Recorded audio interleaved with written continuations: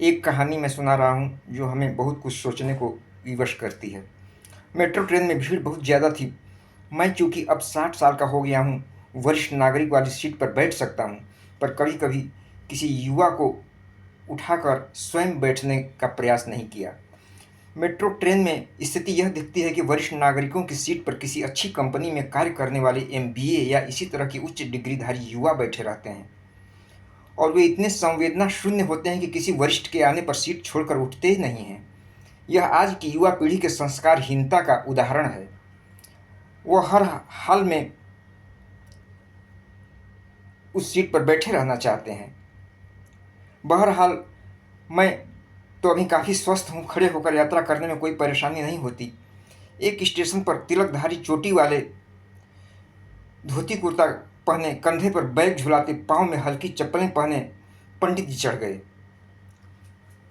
उनके वे डिब्बे में आते ही सीट तलाशने लगे, पर सीट नहीं मिली तो वे खड़े हो गए। उनकी एक आंख तो पूर्णतः खराब थी, दूसरी से भी कुछ बहुत कम ही दिखाई दे रहा है, ऐसा मैंने महसूस किया। उनकी यह स्थिति देखकर किसी ने भी उन्हें सीट पर बैठने को नहीं उपक्रम किया।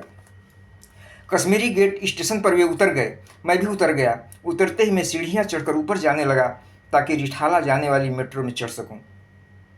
वे पंडित जी सीढ़ियों पर न चढ़कर एक्सीलेटर पर चढ़ गए।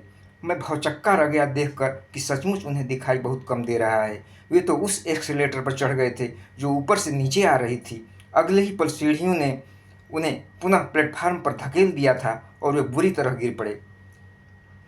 गनीमत यह रही कि उन्हें चोट नहीं लगी, पर यह दृश्य देखकर मेरा मन संवेदना में डूब गया।